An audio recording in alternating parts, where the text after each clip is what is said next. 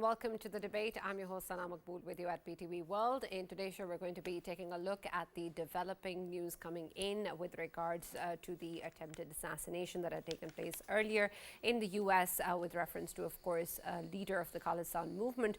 And this, of course, resulted in a number of investigations and calls for investigations by the U.S. For the Indian government, who, of course, has said that it is doing so. But whether or not that is actually the case, of course, remains to be seen, particularly in terms of the aspects of transparency and credibility as per this investigation. At the same time, we now also know that a U.S. court has put forward summons to the Indian government with the involvement of a number of important people, including the ex-army chiefs, and of course with reference to what has been happening with regards to the Khalistan leader, many others who have been involved in this particular case. So we're going to be also taking a look at what this means for the Indian government, for of course the former chief, and of course the other elements involved in this particular case. But we'll take a look at this package in further detail before we continue.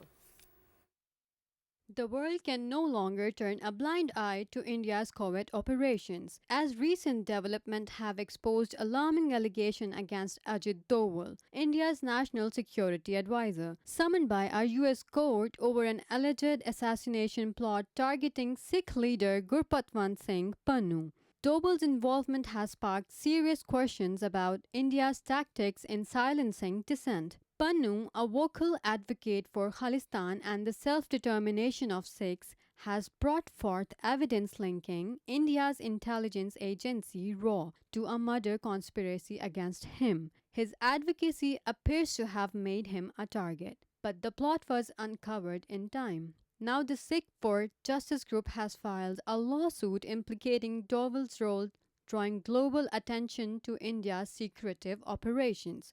Despite the serious allegations, the India government has remained silent, with External Affairs Minister Jaishankar stating that the matter won't impact India-US relations.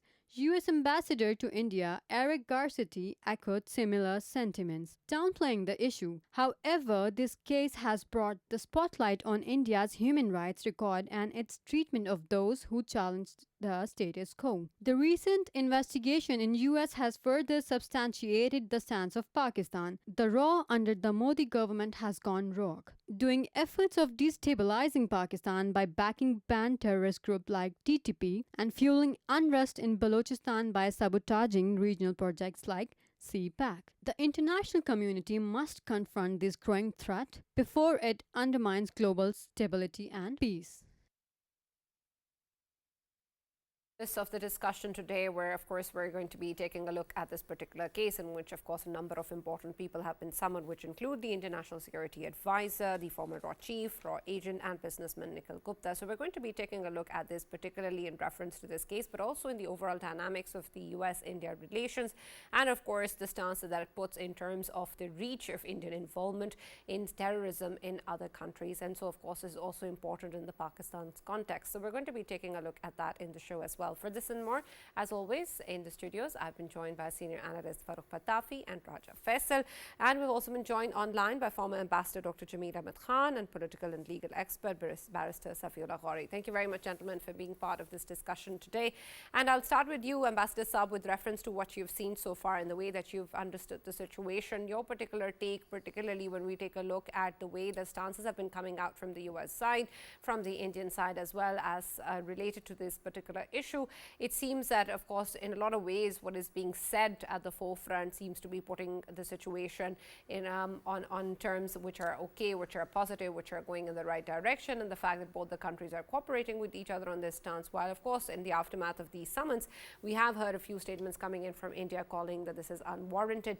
But at the same time, we keep on hearing from the US in particular that there is a lot of pressure in terms of an investigation, but that there needs to be cooperation coming in with regards to this. So we haven't actually had an all-out statement coming with regards to the Indian government or its involvement. But now that the US court has actually summoned people linked directly with the US government and intelligence agencies, I want your take on what that means when a country does that.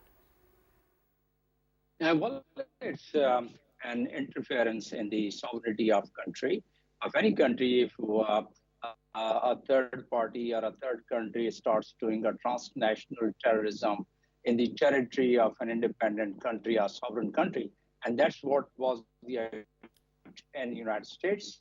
And that is what had happened in Canada.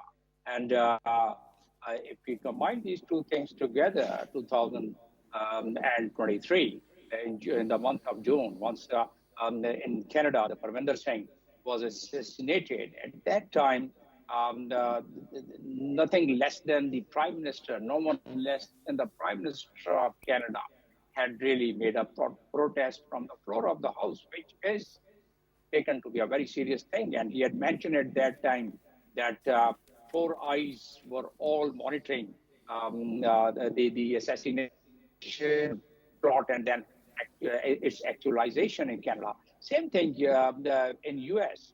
The US also had, in many respects, through its various statements and through diplomatic communications, had conveyed to India that that cannot be tolerated to try and attempt a transnational terrorism in the territory of the United States, because the United States is, at least it claims to be a symbol of democracy, and it claims to protect the rights and the life and property of its citizens. So it becomes very significant and very serious for the United States. It becomes very significant and very serious for the world community.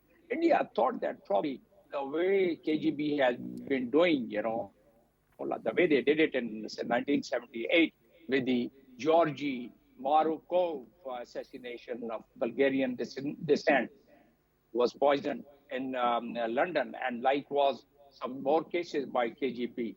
And then Mossad, Israel. So they thought that like Mossad has been doing it, and they did it with Mahmoud al-Mahbub of the Hamas leader in Dubai, and some more leaders, the Canadian engineer who was involved or who was engaged for the nuclear enrichment there in Iraq. So probably Indian intelligence agency thought that, way Mossad has been doing, the way the other KGB has been doing, probably they would also get away from it. They did it in the UK as well. And UK, they did harm some of the Sikhs, and there are suspected killings of some of the Sikhs there in UK as well. In Europe, they tried to do that, but then they were caught in Canada. They were caught in US. US now, the courts in US would never issue a summons unless they would have sufficient evidence to do that. So what we've been hearing through the communication, diplomatic communication, which came in the public, what we've been noticing and what we've been witnessing, that now has come to form by the summon of the court. And that is a clear testimony that the Indian agency and its chief, an Indian security advisor, J. Dogal, has been issued with a summon, along with Gupta and along with the chief of the RAW in US and along with other agents of US. So now, during the proceedings, by the way, Mr. Panam has given sufficient series of evidence which he would be able to, advocate, to do the advocacy and would be able to prove in the court of law with the counsels that the evidence was sufficient to really proceed against these agencies and these agency heads. So one thing is now very clear, that the Indian agency is involved in, this time they couldn't succeed in the United States, but they succeeded in Canada, and Canada has done a complete investigation on it. So they have shared it with its allies, and therefore, with this evidence, while it's produced in the court, I'm sure the other evidences of the other countries would also be cited there. So Indian government and the RAW, its involvement is nothing new now, and it started becoming the norm. And they thought probably, like they've been doing it in other countries, they will also get away with it. So this time it becomes, it is going to be quite heavy on them. And the very movement of Khalistan and the freedom movement by the Sikhs, Justice for Peace, the organization, they had mobilized even in Canada, thousands of people, 2006, they flooded for the referendum and they cast their vote for the referendum. And then six leaders have already announced after the assassination of Hardeep Singh Najjar that their movement is not going to be impacted by such kind of actions of Indian intelligence agencies.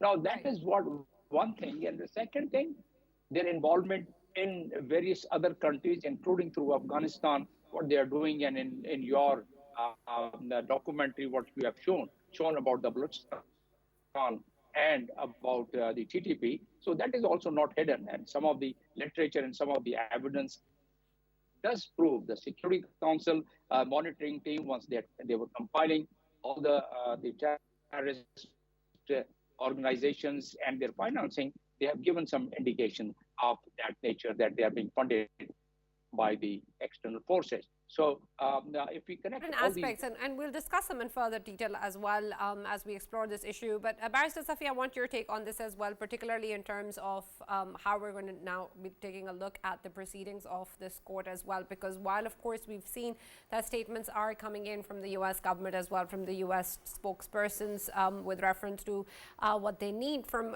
India and the kind of requirements there are, or how serious the matter is with reference to what has happened within the US as well. But this is of course something that the SFJ has actually filed in the US court, and as a response to that we have seen that this has been summoned. Of course this doesn't happen if there isn't evidence, I'm assuming, with reference to what has happened. But in your perspective, how significant will this be, particularly in terms of the way that these proceedings are going to continue, and the fact that such senior representatives of a government of a country are involved? And Barrister Safi, if you can also highlight whether he will be asked to present himself before the court. If so, if he doesn't appear before the court, what are some sort of repercussions regarding that? Thank you, Sana, and thank you, Faisal, both. The suit that has been filed in this court by Mr. Panun is a suit for damages, which he's alleging that an assassination attempt took place, and FBI has presented some evidence on that regard. So there is preliminary evidence. A damages suit has been filed. Summons have been issued to the GOI, to the NSA, and to the RAW chiefs, but they are likely to have a very limited legal impact. This is because of the principle of diplomatic immunity under the Vienna Convention on Consular Relations that India will be availing, and that would prevail and protect them from being subjects of the jurisdiction of the US courts. Now, I would ask you to look at Article 43 of the Vienna Convention, which addresses immunity from the jurisdiction of consular offices, and it includes all officials and diplomatic agents who are dealing with other states on a regular basis, like foreign ministers, intelligence chiefs, NSAs. And furthermore, Article 31 of the Vienna Convention clearly sets out absolute criminal immunity of these groups of people from any criminal prosecution. So the enforcement and the legal bindingness are constrained by the Vienna Convention. There is sovereign immunity, there is diplomatic protections under international law, and India is not going to give it up. India has already, in fact, stated that they are not going to give it up. So, it's not like I am saying something out of the book either. India has issued their... I'm just going to pause you there. If you can actually explain us to then when we take a look at the Vienna Convention and what it offers, then what happens in the case that such individuals of any government or state are in fact involved in any criminal activity within the sovereignty of another state? And Barrister Safi, isn't it the fact that there is a difference between a diplomat and a spy? In this case, obviously, these people are being treated as diplomats. They are not being treated as spies. They all.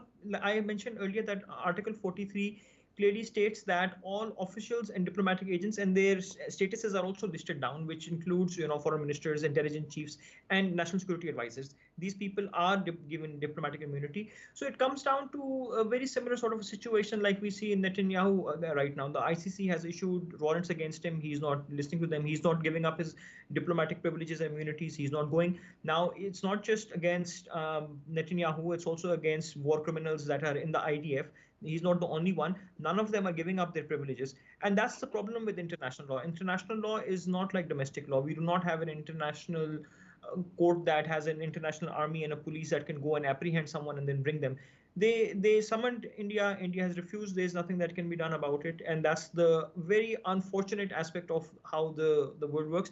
But furthermore, I just want to add that apart from this failing of international law, I also personally feel that there's going to be a greater feeling in the sense that the US will not pursue it under any circumstance because of the geopolitical repercussions that such an action would have, and especially the fact that they are trying to host India against China.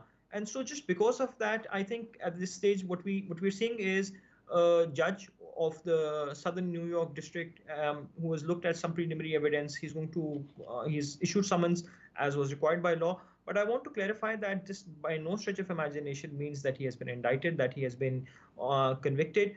Just like a trial has to take place, India has the right, whether they want to participate in that trial or not. They will obviously not participate. They know that evidence will go against them.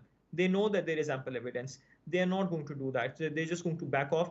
They are going to go run the exact same playbook that Israel has been doing. The fact that we now see these assassinations that are taking place on foreign jurisdictions, this is something that they've learned from Israel. So they are going to do the exact same thing that happened in the Nuremberg trials, when there were many people who tried to claim immunity, and there were certain people who during the Nuremberg trial succeeded in using the Vienna Convention to successfully claim immunity.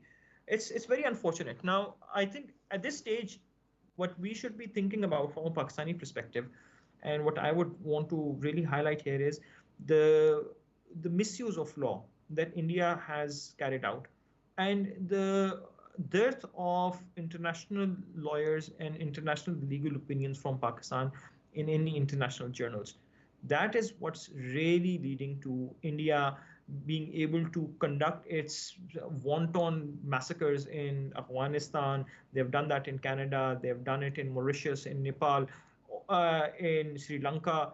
Pakistan has been a prime target where they have killed, at least according to our foreign office, at least 20 Pakistanis. And so much so that after killing them, they have gloated about it by making movies on it. So the fact remains that we have been unable to do anything. No other court has been able to do anything. The US court will not be able to do anything. But this also is a time for us to wake up and understand how we can start utilizing the law to our benefit, which is something that unfortunately we have failed at as a country, and that is to our own detriment. I'll ask further questions with regards to that, but Barrister, we also want your perspective with regards to when we take a look at the situation. I understand that legally you have explained in terms of the impact or little impact that it holds, but in terms of the way that, of course, this is something that is being circulated in the media or is something that has come to the attention of people beyond the decision makers or the quarters of the governments, does that in any way impact India, that its national security advisor or its former raw chief has been summoned by a court in the US, or does that also amount to nothing?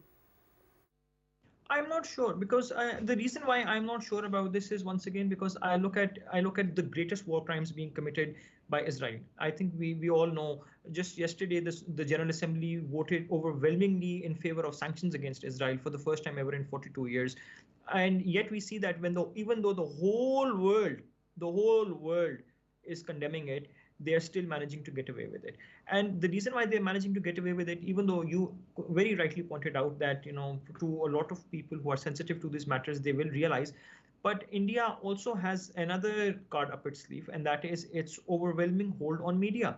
We see that they have some top employees right now in Microsoft, Google, Twitter, not just digital media, in mainstream media, we see the kind of overwhelming control. Even right now, I mean, if you think about it, right now, one of the presidential candidates is of Indian descent, and the other one has a vice president whose wife is Indian. So, I mean, think about it. Think about the kind of image that they have sent out to the world, and when you juxtaposition it against them being murderers, people are simply unwilling to believe in the same way that Israel has done it. Israel holds itself up as a champion of technology, giving people all sorts of different apps and devices to play around with. And even though they blow up those devices and cause genocides in Lebanon and then attack Lebanon, the people, at least the West, still continues to praise it. They do not see the kind of atrocities that are being committed misusing these powers that have been taken. So I honestly think that this is exactly the kind of things that we should be sort of taking a deeper look into and trying to figure out how we can improve those things. And to begin with, I honestly think that we need to improve our legal representation on international bodies. There are 600 international organizations. Pakistan has currently abroad 9 international lawyers. India has currently abroad 3,000 international lawyers. This is what's causing this discrepancy between how the nations are being perceived. We do not have sufficient representation in international organizations. We do not have international law journals. We do not have writers who are writing jurisprudential pieces on international law to explore such matters such as extraterritorial killings, which is definitely a subject to be studied. But you and I can discuss it. But the fact is, as long as we are not producing actual intellectual property on it, India will continue to dominate on it, and they will continue to shape it, unlike us. Add in. But Farukh, I also want your perspective in terms of when we take a look at this entire situation and the way that this is of course not just happened in the US, it's previously happened in Canada. Pakistan has been talking about state involvement by the Indian government in its own activities within the country and terrorism in the world. And so in terms of what has been going on and the way that we have seen this particular development, how do you see it in terms of the larger scheme of things? Is it also something that you view as, again, something India is going to get away with and isn't going to amount much in terms of any consequence, or will it have an impact, maybe perhaps not really in a very obvious way to the international community, but will it impact relations between the two countries in the substantial sense? Immediately, perhaps not. But by getting away, if you mean that there are never going to be any consequences, that is not the case. Okay. Most of these countries, when they are actually looking at these charges, they keep on adding to the list, but that is a silent list. Once the winds have changed and those people that are needed today, they are not needed tomorrow, then of course the repercussions start unfolding. So that usually happens. Pakistan has been quite prone to that kind of situation, and many times we thought that, especially when Pakistan was fighting a war along with the US, either in Afghan jihad or then in the war on terror, we thought that there are not going to be consequences. Eventually there were. Now India has more holding power, and you have to understand it is a big country, it has a big economy, it has a big bureaucracy. And even in diplomacy, they are very influential, right? So, of course, that is going to take some time. But let me remind all the viewers that it is not merely Canada or the US.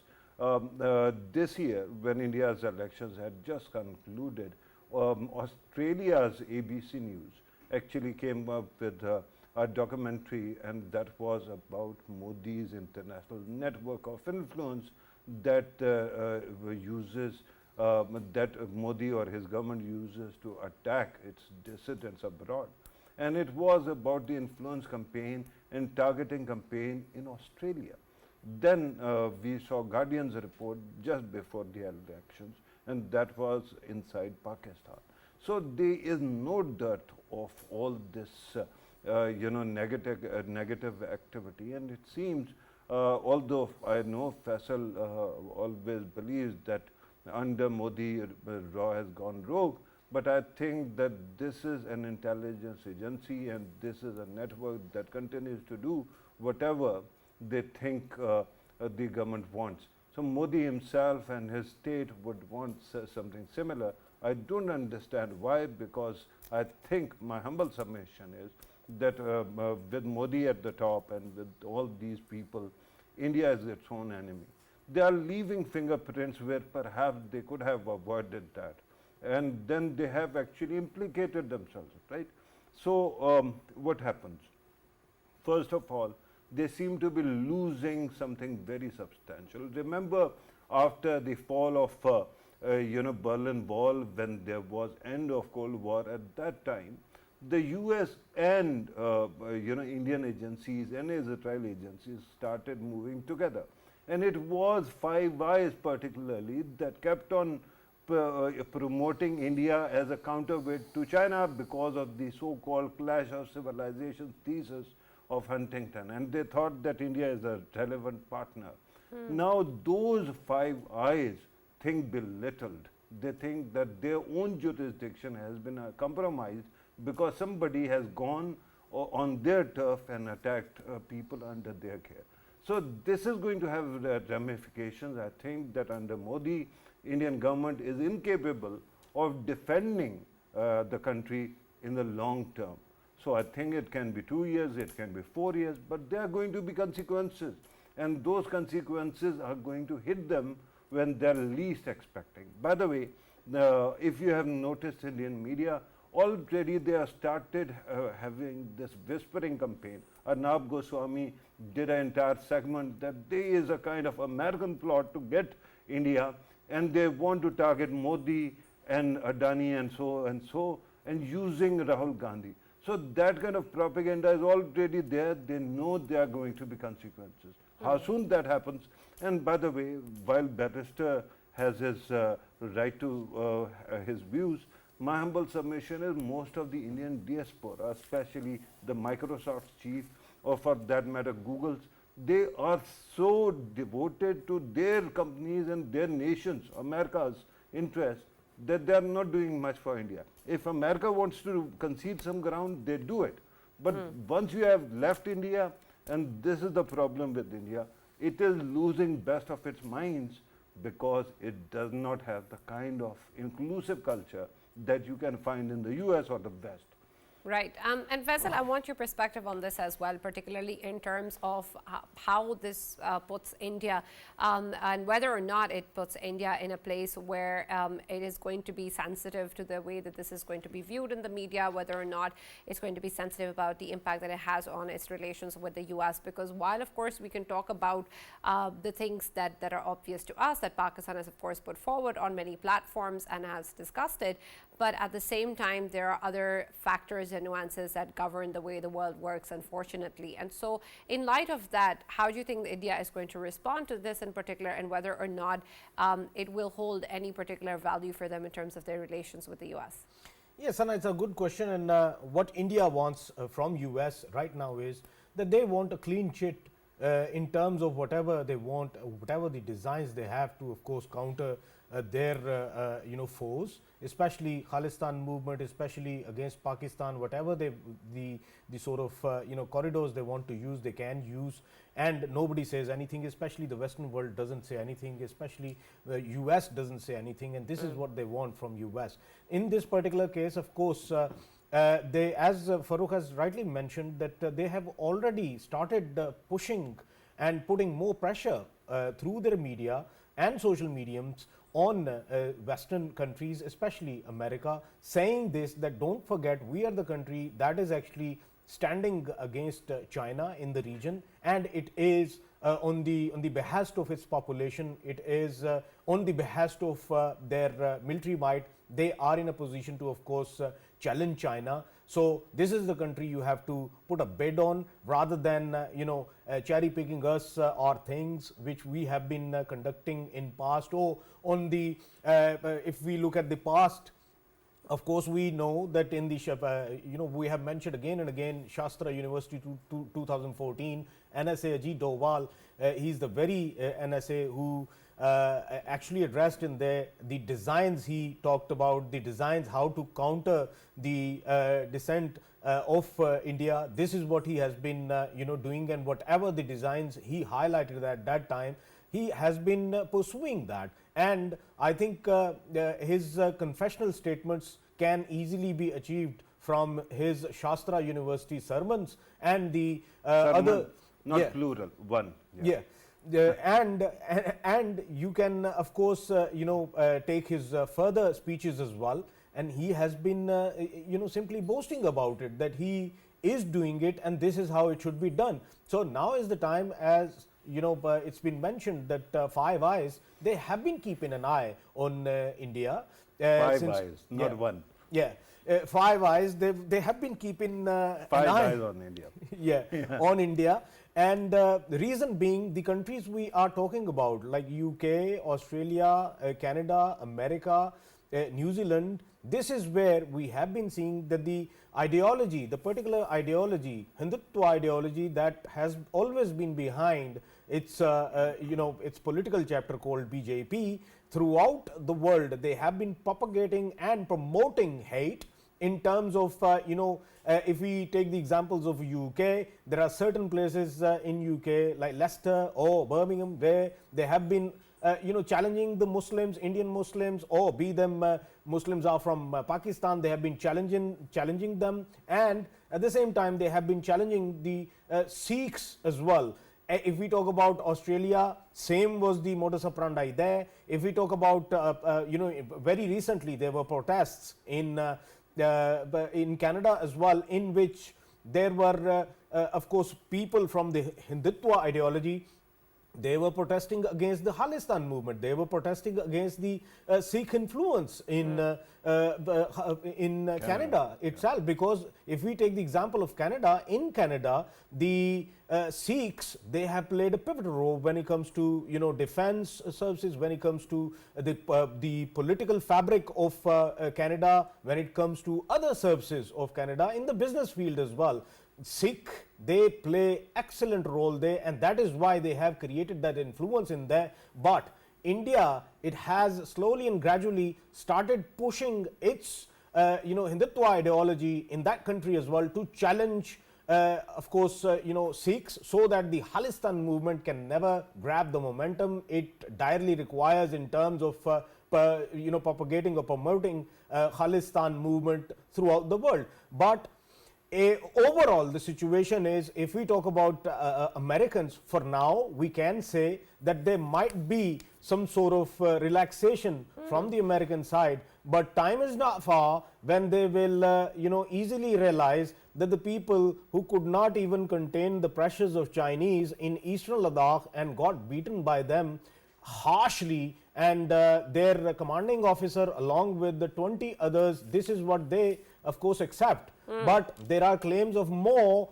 who simply got beaten with the sticks and all, and they couldn't do anything about it. And 38,000 square kilometers of eastern Ladakh, it is still in the hands of China, and they keep on boasting about it that we are having things under control.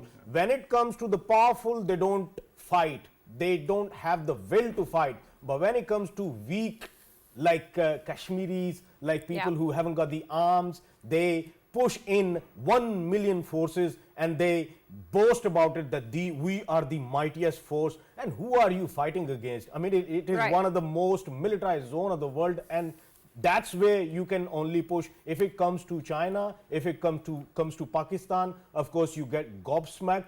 And this is what the reality is, and this reality, when would be discovered by Americans from their own eyes, of course they would simply say that pack up all of this business and go somewhere else, because India is not the country that they should be bidding on. Right. Very quickly, Sana, yes. I had 3 interventions. Okay. Because of FAISAL, the third one was added. Don't call Kashmiris weak. They might be underprivileged, but they are very strong. The second, but the second thing that I wanted to point out is that regarding, of course, in Resolve also, propaganda campaign that started. Do you know what are they doing to Kamala Harris? They're calling her establishment candidate and somebody who's against India. So this is Indian media, Godi media's propaganda. And regarding Ajit Doval, I tell you that all this balloon of invincible spook master, Russia just took the air out of it by releasing a video where he is sitting in front of Putin and trying to take him into confidence, practically mewing in front of him, right? So with that kind of a situation, I don't think that invincibility remains. Right. Ambassador Saab, I want your perspective on these discussions as well, and particularly also in terms of when we take a look at the fact that there is, of course, a lot going on with different countries and India's relations with other countries, and that's, of course, including Russia and China, but also, of course, Canada, particularly important in this context too, and what has happened previously there as well, and now, of course, with the added context of the US. How do you think that these things will add up in terms of the way that countries are looking at India, and particularly in terms of the way that the regional aspects are going to impact India's own geopolitical situation, and what role Pakistan can particularly play in this regard? India definitely on a broader spectrum of the geopolitical landscape has a significance, and basically that significance is because of the United States and its allies. That India is a counterweight to China, and India is expected to help the US and its allies in containment of China. So because of which, yes, it has its significance, but at the same time, we should not forget that these countries, Canada, the North American countries, particularly United States and Canada, and UK also, that they cannot tolerate such kind of intent activities as regard the Geneva Convention 1961, Article 42, or there are other articles also in it. That's true that the diplomats have immunity. But the staff member of any embassy or any diplomatic mission, they have the diplomatic immunity to the extent of their performance of the duty. And if India is able to prove that, yes, the assassination attempt or what they did in assassination of Pradeep Singh, if that was in the performance of their official duty, then the job is done. In fact, the world would know. Then, in that case, the United Nations Charter, Chapter 1 would be applicable, that you are interfering in the sovereignty and territorial integrity of a country, like United States and Canada. So in that case, yes, it will be totally exposed. So in my personal view, it would be very hard for India to prove that these staff members, the intent officers of this cadre, Gupta is a businessman, so he would face the music. But the agent, the raw agent, and the chief of raw, to what extent he was accredited and what extent US had acted the diplomatic, that would be deciding factor whether India, to what extent it's going to decline to produce them or to have the evidence recorded in the court of law during the course of proceeding. So that's one aspect. But one thing is for sure, that the United States can only cover to some extent. But United States leadership, the president and all other, their complete mechanism of the governance, they will not be able to face their people if they start trying to put another carpet. So this is definitely going to have its consequences in India, but it may not be that blatant because of the geopolitical significance of India, and they're trying to exploit that as well. But one thing we have seen, that ever since they are exposed in Canada and in the United States, they have almost gone in hibernation. And they've slowed down, or at least it's not really as visible, their actions. Yes, they are helping through the third party, the insurgents in Balochistan and the TTP and some other against Pakistan. But it has become very hard for them to really operate the way they were operating very vehemently. So far as the ICC warrants are concerned, like it has been issued for Netanyahu, in fact, all the member states, and I would like to be corrected if I don't conceive the international law properly. We are here with a person with a legal background. But so whatever I understand about it, that there have been instances that some of the head of the states, once the warrant was issued, there were attempts to arrest them. As a matter of fact, all the member countries, even if they pass through their territory airspace, they are supposed to cooperate with the ICC and serve the warrant about it. So these are, yes, they are not going to be done in case of India and in case of a person like Ajit Doval, but at least the world is now quite well cognizant about what is been done, what has been done by Indian agencies, and that exposure by itself, that the way they've been exposed, that by itself is quite detrimental for the Completely understand what you're saying, Ambassador Saab, but I want to explore that further and get Ambassador Safi's opinion on this as well, because of course when we talk about the redundancies of international laws or international institutions, there are many examples to quote, of course, with regards to what has been going on and the kind of immunity that exists. But I want your perspective also then in terms of what you were saying earlier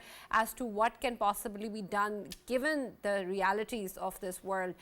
So if we are to, of course, increase a more legal representation, or if we are to put in more words in terms of evidence and different platforms, how do you see that value, and which avenue or which channel will that be through which that value can actually be obtained? Because at the end of the day, aren't these again the platforms that you'll have to go to when you're actually reaching out and you're having that representation? Doesn't that bring us full circle back to the place where we started, where there is redundancy in the first place? Okay, great. So I think first we need to just understand the basic difference between international law and domestic law, because people think about international law in the same manner that they look at domestic law, and that is where a lot of confusion might arise. So international law by its very nature is consensual. So if, for instance, Pakistan today, for whatever reason, decides to file a case against the USA in the International Court of Justice, the case will only proceed if the USA consents to go to the court. If they decide that they don't want to go, there is no case. That's it. The matter ends. So the kind of cases that we have going on against India in the Kulbhushan matter, this took place with common consent.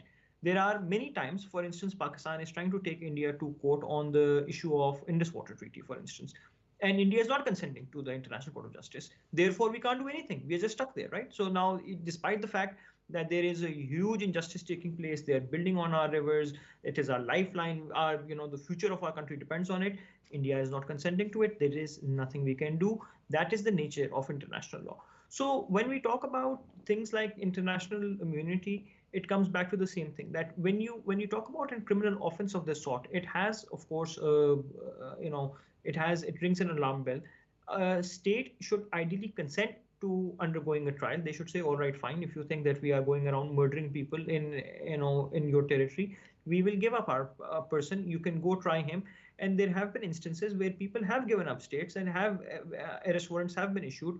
Governments have, in fact, decided to play ball and said that, we do want a trial to take place. Sometimes governments themselves have suffered. So, for instance, tomorrow, if the government changes, a new government in India comes about, and they realize that Ajit Doval has been, in fact, responsible for a lot of extra judicial killings in other countries, they might consent to it. They might say, fine, sure, let's go ahead. But this case itself is not one of those cases. This case is a case of, I said at the very outset, it's a case of damages. This is not a criminal case. This is not, these are not warrants that have been issued. These are summons. There's a difference between warrants and summons. Warrants are criminal in nature. Summons are just like, appear before my court. And if you don't want to, well, there's unfortunately nothing they can do. Safi, we're short on time, but I just want your perspective in terms of the instances that you're describing. Does that, in your opinion or in your knowledge, does that happen because of some sort of good sense of morality and ethics, or does that stem from the need of the hour, or the fact that you need to put a facade, or you need to have a scapegoat, or that there is international pressure that compelled you to do it? And Barrister Safi, if you can also shed some light on the fact that if justice is not delivered to the American nationals, as we are seeing that, of course, Pannu, he happens to be an American national. If justice is not being served to him, can we say that he can arrange his own people to, of course, figure out who the raw people are active in New York or Washington or wherever, and he can take law in his own hands and he can deliver the justice? No, he has threatened already. Yes. So in this case, in the case of Pannu, it's very clear. Pannu was told by the FBI. The FBI helped foil the assassination attempt against him. Pannu has now filed a case for damages. Obviously, he can't start going around with vigilante justice, but what he is doing is that he's informing the entire Sikh diaspora about challenges that he has faced. He's sensitizing them, and the biggest impact that will happen is that the Sikh diaspora, the Khalistan movement, will become strengthened. They will realize the long arms that India has, the kind of tentacles it has all over the world, they will realize that they were right all along, and they might not want to stay with such an evil state which does not want to face justice. But Sunny, I'm just going to go back to Sana's question earlier as to how Pakistan can counter such things. For Pakistan to take such matters, to address such matters, Pakistan needs a much larger presence in international organizations. There are countless organizations. The organizations of the United Nations. There are non-UN organizations that are also dealing with such things. There are international human rights groups that are dealing with right things. All of these things eventually have an impact. People issue reports, if memorandums, different things came about. All of these things combined together create a pressure that is needed to build an international momentum. Pakistan so far speaks a lot about how it wants to sensitize people, but there's no point sensitizing Pakistanis. Right. We are already aware of the kind of problems that India is creating.